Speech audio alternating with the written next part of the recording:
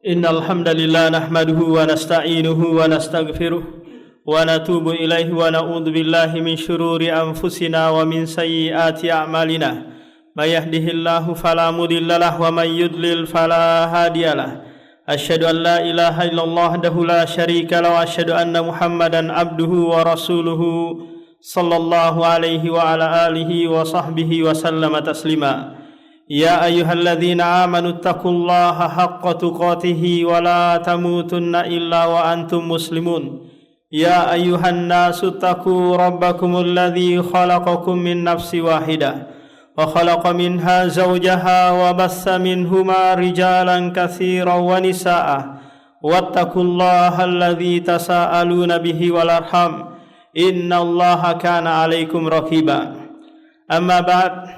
Segala puji bagi Allah Subhanahu wa Ta'ala yang tiada henti-hentinya mencurahkan nikmat kepada kita semua. Nikmat yang menuntut kita untuk senantiasa meningkatkan takwa dan ibadah kepada Allah. Karena sungguh takwa itu merupakan sebab kebahagiaan kita, perbekalan yang terbaik yang kita kumpulkan semasa hidup kita di alam semesta ini, untuk kelak melanjutkan perjalanan yang begitu panjang menuju Allah Subhanahu wa Ta'ala, untuk mempertanggungjawabkan apa yang kita lakukan di alam dunia ini. Kaum muslimin sidang Jumat yang dirahmati Allah Subhanahu wa Ta'ala, di antara nikmat yang Allah Subhanahu wa Ta'ala berikan kepada hambanya, tak kalah hamba tersebut memiliki aktivitas pekerjaan, memiliki pekerjaan, apakah itu dia bekerja di sebuah perusahaan ataukah dia berdagang di pasar, maka orang yang seperti ini lebih mulia dibandingkan mereka yang tidak memiliki aktivitas sama sekali. Kata Abdullah bin Mas'ud radhiyallahu an, inni la abghadur rajula an arahu farigon laisa fi syai'in min amali dunya wala fi amalil akhirah. Sesungguhnya orang yang paling aku benci adalah mereka yang tidak ada aktivitas sama sekali. Dia pengangguran, tidak ada pekerjaan dunianya, tidak ada pula pekerjaan akhiratnya. Orang yang bekerja di sebuah perusahaan, dia berarti apa? Berusaha untuk hidup mandiri, berusaha untuk membiayai kehidupannya dengan hasil kerjanya, hasil usahanya sendiri. Tidak lagi dia menadahkan tangannya ke orang tuanya atau ke saudaranya, atau menunggu warisan dari orang tuanya yang telah tiada. Tidak lagi juga dia turun ke jalan menadahkan tangannya di hadapan manusia, apakah manusia memberikannya atau tidak. Maka datang Rasulullah SAW memuji para karyawan yang punya aktivitas pekerjaan. Rasulullah SAW bersabda, ma akala ahadun ta'aman qattu khairan min an ya'kula min amali yadayhi. Wa kana nabiyallahi Daud kana ya'kulu min amali yadihi. Kata Rasulullah sallallahu alaihi wasallam, tidaklah seseorang itu makan makanan yang terbaik kecuali dari hasil usahanya, hasil pekerjaannya sendiri. Adalah Nabi Daud alaihi salam makan dari hasil apa? Pekerjaannya. Demikian juga Nabi Zakaria alaihi salam, dia seorang tukang kayu. Begitu juga Nabi kita Muhammad sallallahu alaihi wasallam dulunya seorang pengembala kambing, kemudian berdagang ikut pamannya. Semua para nabi alaihi salatu salam punya aktivitas pekerjaan agar mereka apa? Hidup dengan hasil usaha, hidup dengan apa? Dengan mandiri. Kaum muslimin yang dirahmati Allah Subhanahu wa Ta'ala, bahkan bekerja itu merupakan perintah Allah Subhanahu wa Ta'ala. Allah sebutkan hal itu di dalam surah Al-Jum'ah. فَإِذَا قُضِيَتِ الصَّلَاةُ فَانْتَشِرُوا فِي الْأَرْضِ وَابْتَغُوا مِنْ فَضْلِ اللَّهِ. Apabila kalian telah menunaikan salat Jumat, maka menyebarlah di muka bumi, carilah keutamaan Allah Subhanahu wa Ta'ala, jemputlah rezeki-rezeki Allah Subhanahu wa Ta'ala. Akan tetapi di dalam Al-Quran maupun di dalam hadis Rasulullah sallallahu alaihi wasallam disebutkan di sana kriteria-kriteria agar menjadi karyawan yang ideal, karyawan yang memperoleh dua keutamaan. Apakah keutamaan dunia, yaitu gaji yang dia peroleh di akhir bulan, ataukah keutamaan pahala yang kelak dia akan dapati di hadapan Allah Subhanahu wa taala. Kriteria tersebut disebutkan di dalam Al-Qur'an. Tatkala Allah Subhanahu wa taala mengabadikan ungkapan seorang anak perempuan kepada ayahnya, tatkala menyuruh ayahnya untuk menjadikan Nabi Musa alaihi salam sebagai seorang karyawan. Kata anak perempuan ini, "Ya abati, wahai bapakku, istajirhu, jadikan Musa alaihi salam ini sebagai seorang karyawan. Inna khaira man istajartal qawiyul amin." Sesungguhnya karyawan yang terbaik adalah mereka al-qawi al-amin. Di ayat ini Allah Subhanahu wa taala menyebutkan dua kriteria karyawan yang ideal. Yang pertama adalah al-qawi, kuat. Kuat yang dimaksud dalam ayat ini memiliki dua makna. Yang pertama adalah kuat dari sisi fisik, di mana orang yang kuat itu lebih utama dibandingkan mereka yang sakit-sakitan, dibandingkan mereka yang lemah, karena nanti sering izinnya dan sering tidak masuknya. Kata Rasulullah sallallahu alaihi wasallam, "Al-mu'minul qawi khairun wa ahabbu ila Allah minal mu'minid dhaif." Mukmin yang kuat itu, muslim yang kuat itu lebih baik dan lebih dicintai oleh Allah Subhanahu wa taala daripada mukmin yang lemah. Ini makna kuat yang pertama. Makna kuat yang kedua adalah karyawan yang memiliki kapabilitas, memiliki kemampuan, keahlian. Tentu karyawan yang seperti ini lebih diutamakan, lebih diunggulkan daripada mereka karyawan yang hanya mengandalkan otot dan tenaganya semata. Kata Rasulullah sallallahu alaihi wasallam dalam sebuah hadis, "An-nasu ma'adinu kama adinil fiddati wadh-dhahabi. Khiyaruhum fil jahiliyah khiyaruhum fil Islam idza faqahu." Manusia itu seperti barang tambang. Seperti barang tambang batu bara, tembaga, besi, emas, perak. Kita tahu bahwa batu bara itu lebih bernilai daripada apa? Daripada tembaga. Tembaga lebih bernilai daripada perak. Perak lebih bernilai daripada apa? Daripada emas. Begitulah kondisi manusia. Mereka memiliki nilai-nilai lebih kapan? Idza faqahu, apabila mereka memiliki keahlian, memiliki kapabilitas. Khiyaruhum fil jahiliyah. Sebaik-baik mereka di zaman jahiliyah sebelum masuk ke dalam Islam, maka akan menjadi baik pula ketika mereka masuk ke dalam Islam apabila mereka memiliki keahlian. Tak kala dia sebelum masuk ke dalam Islam memiliki keahlian dalam ilmu fisika mungkin, matematika mungkin, atau teknik mungkin, ketika masuk ke dalam Islam keahliannya itu pun akan dipakai. Lihatlah Khalid bin Walid. Tak kala dia sebelum masuk ke dalam Islam, dia seorang panglima yang tangguh, yang kokoh, yang punya siasat perang yang sangat hebat. Tak kala dia masuk ke dalam Islam, keahlian Khalid pun dipakai oleh Rasulullah sallallahu alaihi wasallam. Itu diangkat menjadi apa? Menjadi panglima perang. Maka orang-orang yang punya keahlian akan memiliki nilai lebih daripada mereka yang tidak punya keahlian. Ini kriteria yang pertama, yaitu apa? Al-qawi. Yang kedua adalah al-amin, karyawan yang terpercaya. Tentunya mereka yang jujur, bertakwa kepada Allah Subhanahu wa taala.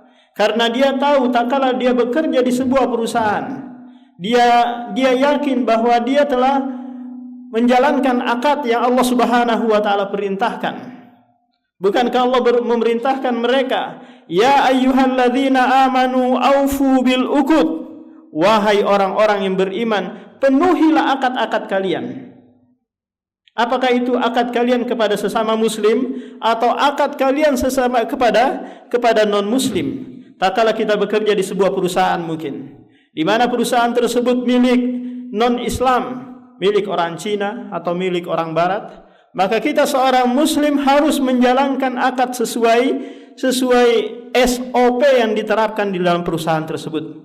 Kita tidak boleh korupsi waktu, korupsi uang, tidak boleh menerima sogokan dan yang lainnya. Karena kita seorang mukmin yang tidak boleh berkhianat. Meskipun kita dikurangi gajinya atau tidak diberikan gaji, kita tetap harus menjalankan akad. Karena kita telah menjalankan perintah Allah Subhanahu wa taala. Innallaha ya'murukum an tuwaddul amanati ila ahliha. Sesungguhnya Allah Subhanahu wa taala memerintahkan kalian untuk menunaikan amanah. Maka Anda yang bekerja di sebuah perusahaan, maka jalankanlah pekerjaan tersebut sesuai akad awal Anda masuk dalam sebuah perusahaan tersebut. Anda membuat akad-akad, maka jalankanlah. Yakinlah bahwa Anda sedang menunaikan akad kepada Allah Subhanahu wa taala. Ini kriteria yang kedua. Yang ketiga, hendaknya pekerjaan yang kita lakukan itu kita niatkan dalam rangka beribadah kepada Allah Subhanahu wa taala.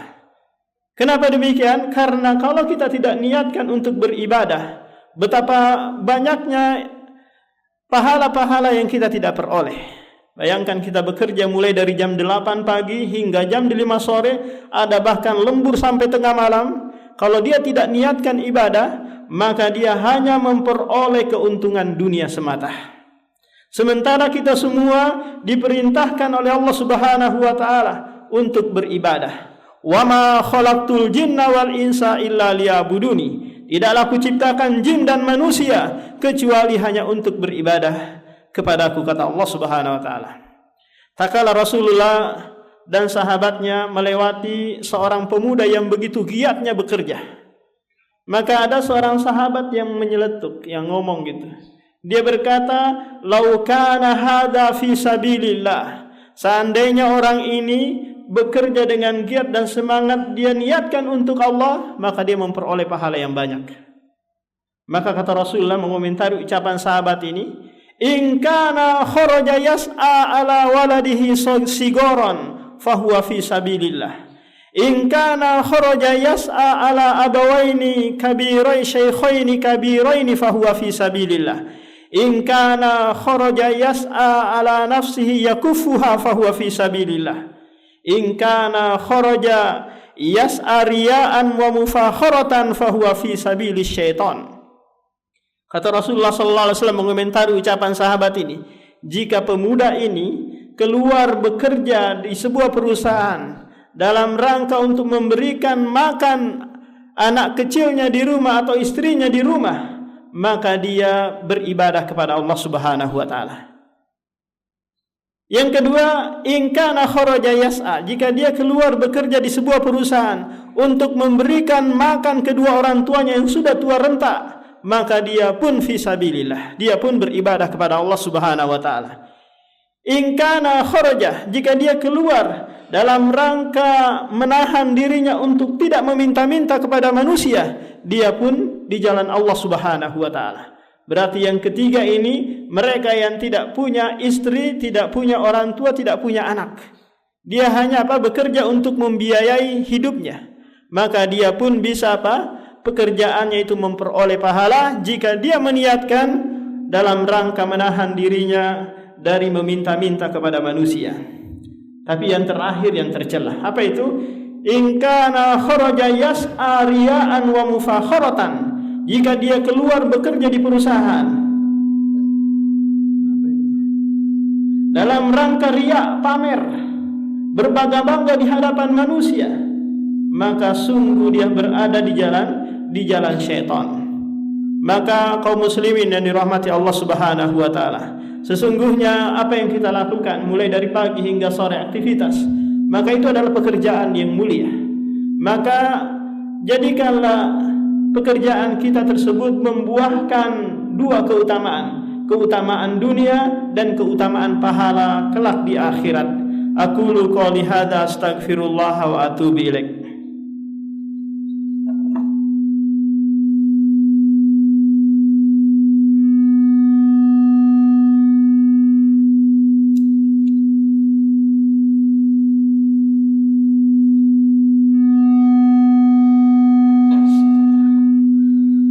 Alhamdulillah hamdan katsiran thayyiban mubarakan fi kama yuhibbu rabbuna wa yarda. Asyhadu an la ilaha illallah wahdahu la syarikalah wa asyhadu anna Muhammadan abduhu wa rasuluhu, amma ba'd.